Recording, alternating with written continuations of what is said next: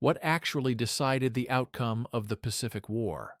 Atomic bombs, the Soviet entry, or the hidden mistakes of Japanese admirals and the American island-hopping strategy that left entire garrisons to die in isolation?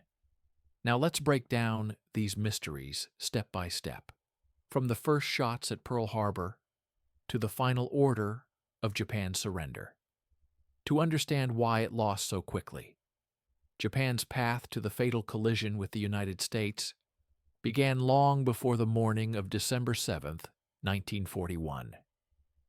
The roots of the conflict went deep into the 1930s, when the empire, striving for hegemony in Asia, found itself drawn into a grueling and endless war in China. This campaign, devouring huge resources, became the first link in the chain of events that led to the catastrophe. The Japanese economy, critically dependent on imports, began to suffocate. Particularly painful was the dependence on supplies of oil, metal, and rubber, which the country received primarily from the U.S. and the colonies of European powers. The situation escalated sharply after Japan occupied French Indochina. In response, the U.S., Great Britain, and the Netherlands imposed a strict oil embargo and froze Japanese assets. For the island empire, this was tantamount to a death sentence. Without oil, the fleet and aviation could exist for only a few months. Tokyo faced an agonizing choice: either completely retreat, withdraw troops from China, and lose the status of a great power, or try to seize the resource-rich regions of Southeast Asia by force. Parallel to this, the restrictions of the Washington Naval Treaty operated, which strictly limited the tonnage of the Japanese fleet compared to the fleets of the U.S. and Britain. This created a sense of injustice and vulnerability among the Japanese command, pushing them to search for asymmetric solutions. In this atmosphere of pressure and hopelessness, the idea of war with America began to seem like the only way out, despite the obvious inequality of forces. A little-known but extremely important fact is that many key figures in the Japanese military and political leadership were well aware of the risks. In private conversations and closed meetings, admirals and generals admitted that Japan would not withstand a protracted war with an industrial giant like the U.S. Admiral Isoroku Yamamoto, the architect of the attack on Pearl Harbor, openly warned that he could guarantee success only in the first 6 months to a year of the war, after which the chances of victory would become ghostly. Nevertheless, the bet was made on the strategy of a short, decisive strike. The plan was to inflict a crushing defeat on the American Pacific Fleet at the very beginning, seize the southern resource area, Indonesia, Malaya, the Philippines, and create a powerful defensive perimeter. Japanese strategists calculated that the U.S., having lost its fleet and faced with the need to wage war on 2 fronts, in Europe and the Pacific, would not want to pay a high price for the return of lost territories and would agree to a compromise peace. In fact, it was an all-in gamble based on hope for the enemy's weakness of spirit, rather than on a real calculation of economic potentials.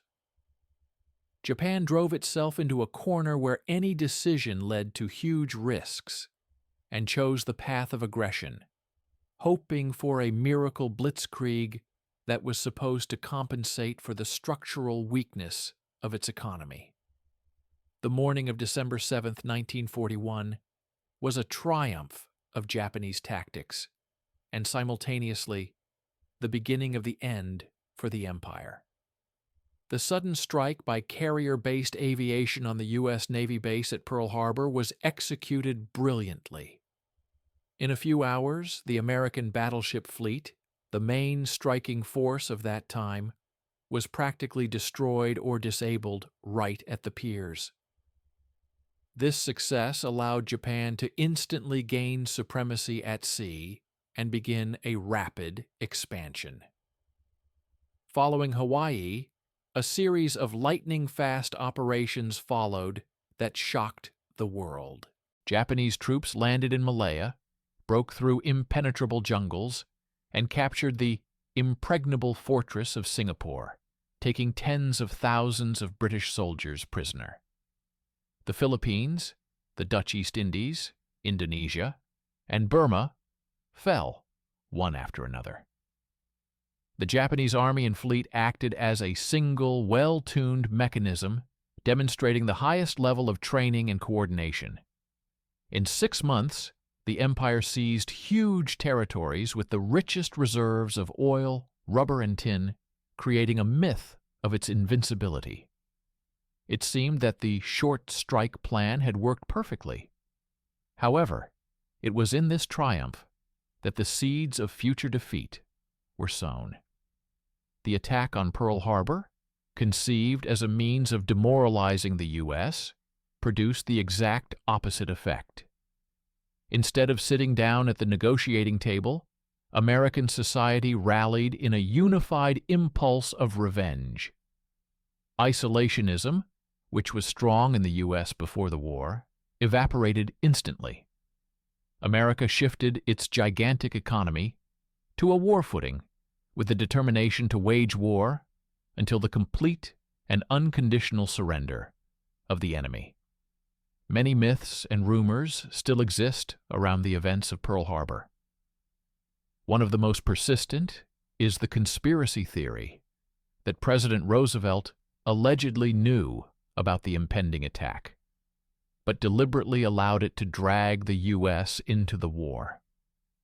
Historians, however, find no documentary evidence for this, pointing out that negligence and underestimation of the enemy are more likely causes of the tragedy than a monstrous conspiracy.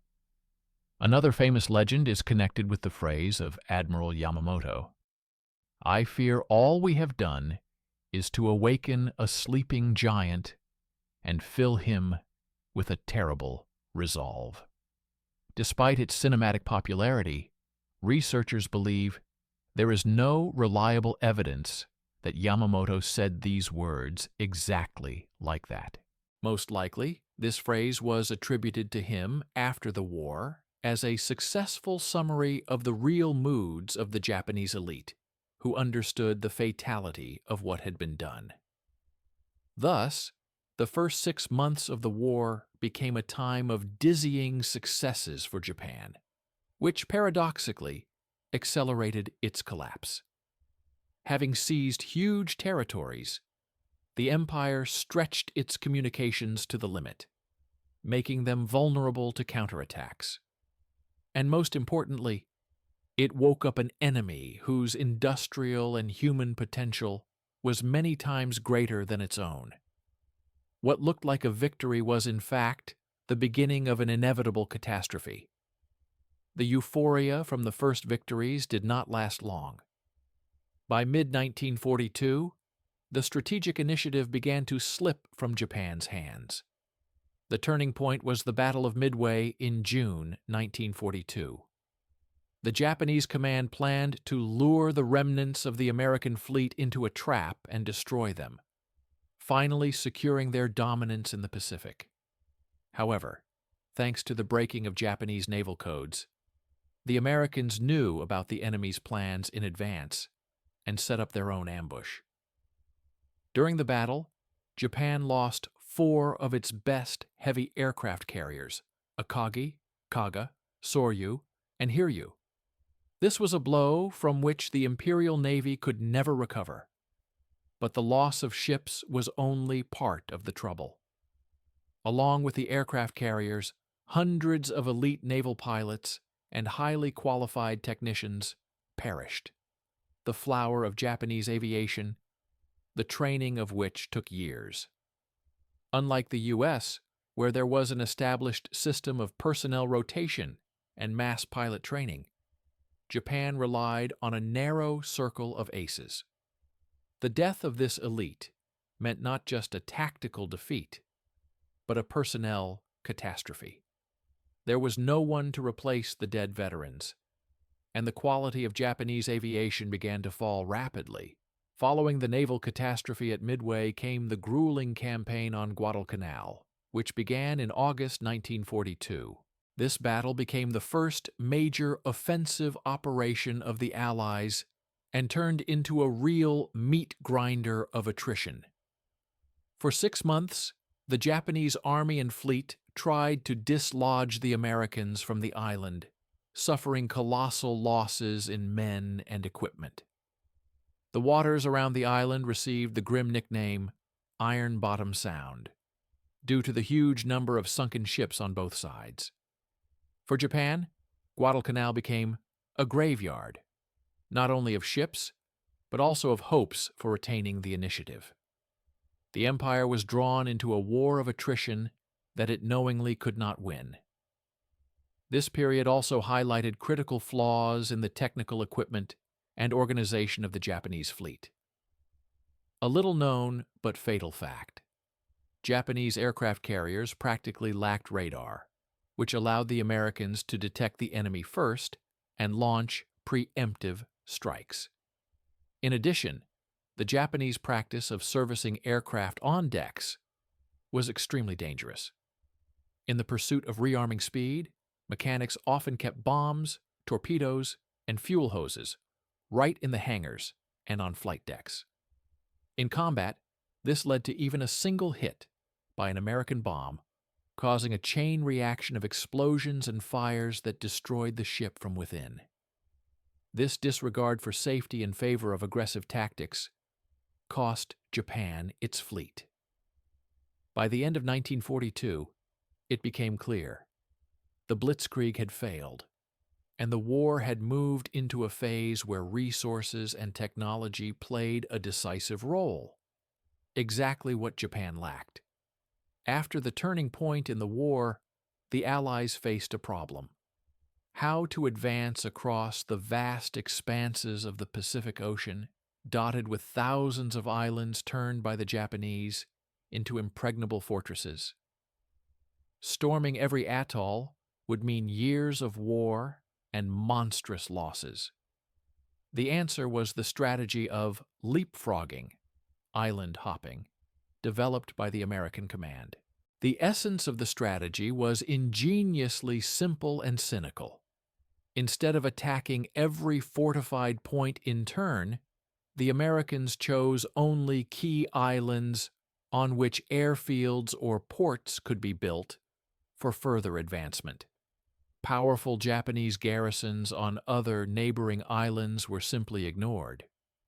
The American fleet and aviation blockaded them, cutting supply lines, and left them deep in the rear.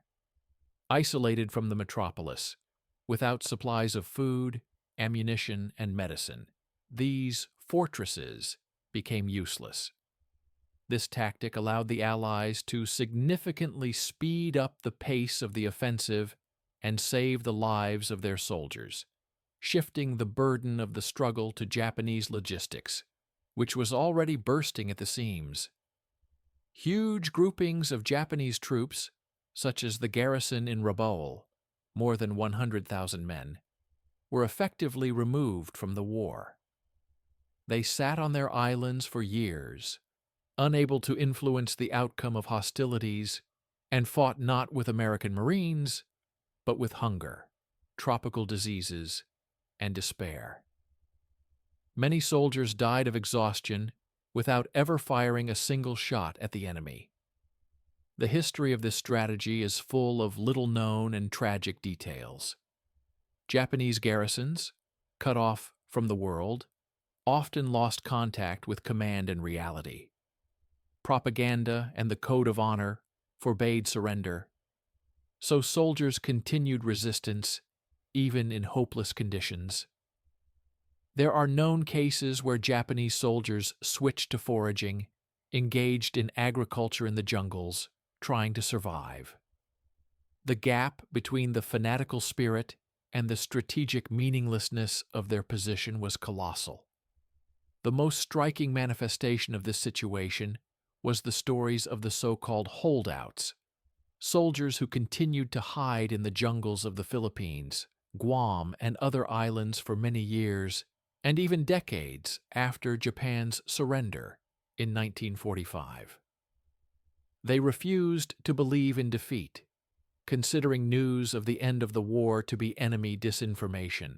For them, the war continued in their heads, while the world around them had already changed. These anecdotal and at the same time sad cases serve as an illustration of the effectiveness of the island hopping strategy. It turned the formidable Imperial Army into scattered groups of outcasts locked on patches of land in the middle of the ocean, powerless to prevent the inevitable advance of the Allies to the shores of Japan itself.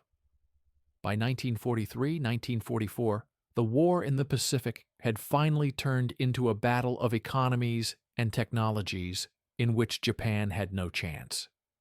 The American industrial machine, fully deployed for the needs of the front, began to turn out products on a scale unthinkable for Tokyo.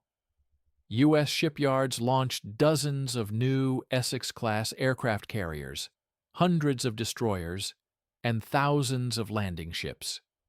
Aircraft factories stamped out modern Hellcat and Corsair fighters, which technically outperformed the aging Japanese Zeros. At the same time, the Japanese economy was rapidly degrading.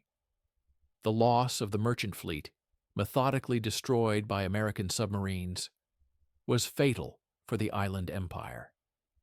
U.S. submarines cut the oil artery connecting the metropolis with the captured resources of the South.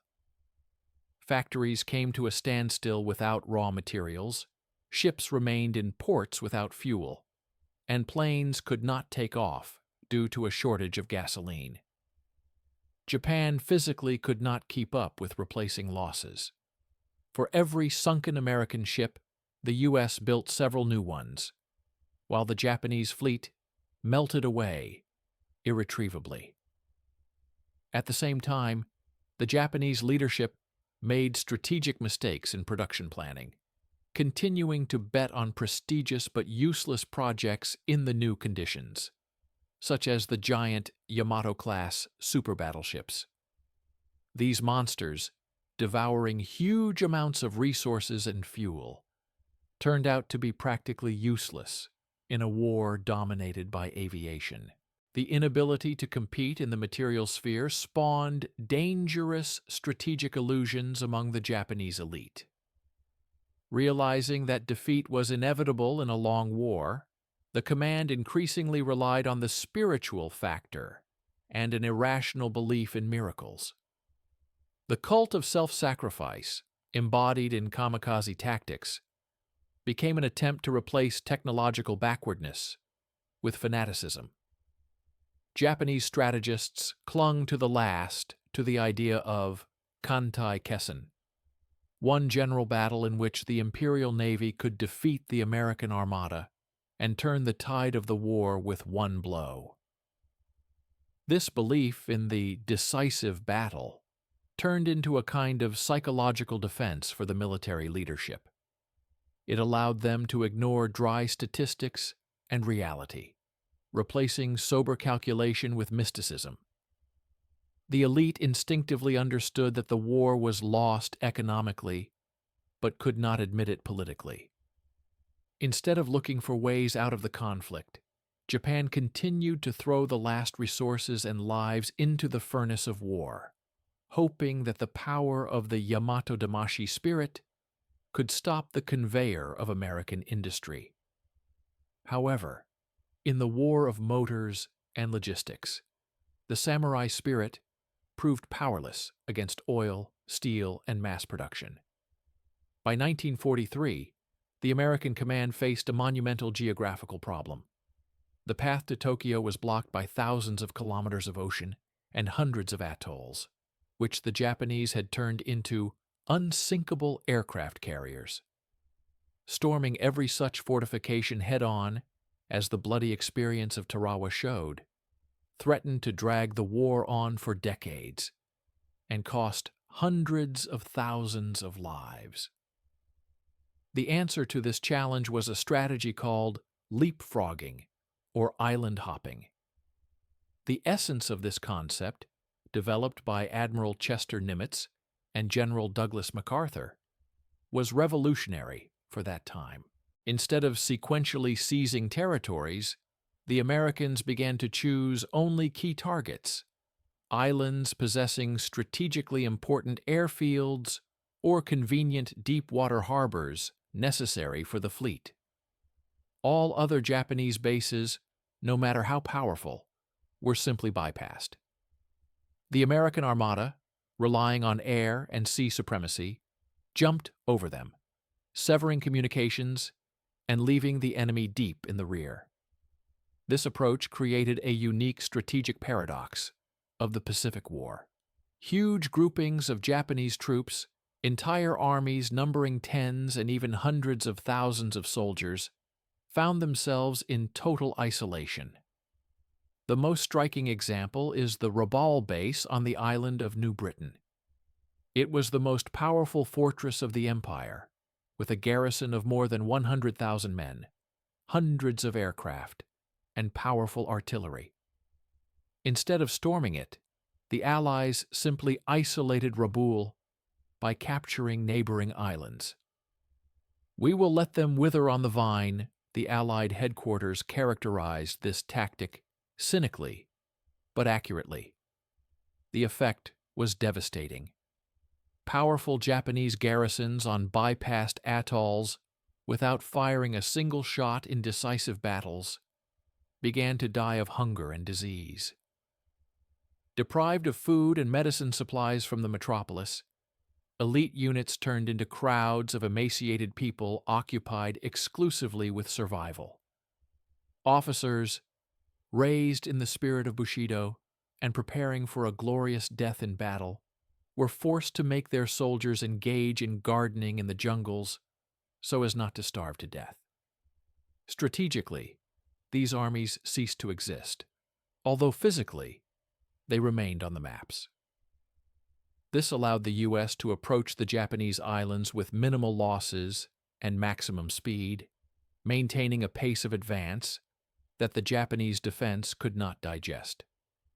However, this isolation had another, anecdotal, and at the same time, tragic side. The information vacuum in which the garrisons found themselves gave rise to the phenomenon of holdouts, soldiers who refused to believe in surrender. Since communication with Tokyo was cut off, and American leaflets were perceived as enemy propaganda, many Japanese military personnel continued their personal war for years and even decades after 1945. The world was shocked by stories when armed Japanese soldiers in half-rotted uniforms emerged from the jungles of the Philippines or Guam, confident that the war was still going on. The most famous case is Second Lieutenant Hiru Onoda, who waged guerrilla warfare on Lubang Island until 1974. He surrendered only after his former commander, already an old man working in a bookstore, flew to him and personally read the order of surrender. Another example is Corporal Shoichi Yokoi, found on Guam in 1972. He lived in an underground hole for 28 years, feeding on shrimp and nuts, and knew that the war was over, but was afraid to come out because he considered captivity a disgrace. These cases became a living illustration of how effectively the hopping strategy cut off Japanese troops from reality, turning them into ghosts of war, forgotten by their own country and time. By 1945, the ring around Japan had tightened to the limit. The capture of the Mariana Islands gave the Americans bases from which B-29 strategic bombers could reach Japanese cities. A campaign of massive air raids began, turning the wooden districts of Tokyo and other megacities into a fiery hell. Industry was paralyzed, the civilian population demoralized. The battles for Iwo Jima and Okinawa, fought at the very doorstep of the metropolis, showed the fanatical tenacity of the Japanese defense, but could not stop the inevitable invasion. The finale of the drama played out in August 1945. The atomic bombings of Hiroshima and Nagasaki demonstrated to Japan a weapon of monstrous destructive power against which there was no defense. Almost simultaneously, on August 9th, the Soviet Union, fulfilling its obligations to the Allies, entered the war against Japan. A million-strong grouping of Soviet troops in Manchuria inflicted a crushing blow on the Kwantung Army, the main land force of the empire. This event deprived Tokyo of the last hope of using the continental bridgehead to continue resistance or for the mediation of the USSR in peace negotiations. The double blow, nuclear from the sky and Soviet on land, broke the will of the Japanese leadership, and on August 15th, the emperor announced the surrender. The main question this history leaves is, was the swiftness of the Japanese collapse inevitable? Could Japan, with different decisions, have lost differently or held out longer? Analysis shows that the structural weaknesses of the Japanese economy and strategy made defeat a foregone conclusion from the very beginning. Even if there had been no Pearl Harbor, and Japan had chosen a different tactic, the fundamental imbalance of forces would not have disappeared. Without a reliable raw material base and powerful industry, the empire could not withstand a coalition of great powers for long. Post-war memoirs and popular historical versions often focus on fatal errors, the wrong decision to attack the U.S., the loss at Midway, or the belated introduction of convoys. However, these events only accelerated the process inherent in the very nature of the conflict. Japan entered the war with no plan for victory other than the hope that the enemy would get tired of fighting.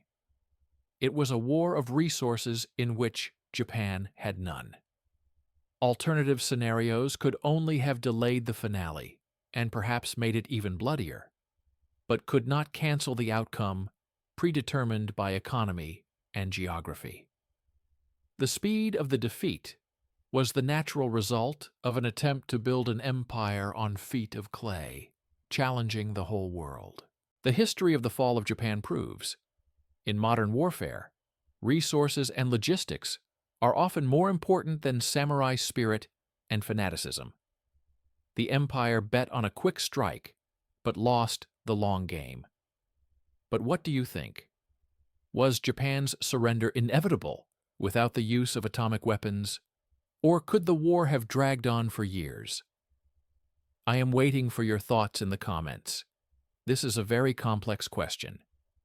Don't forget to subscribe and like if you appreciate quality history. See you in the next episodes.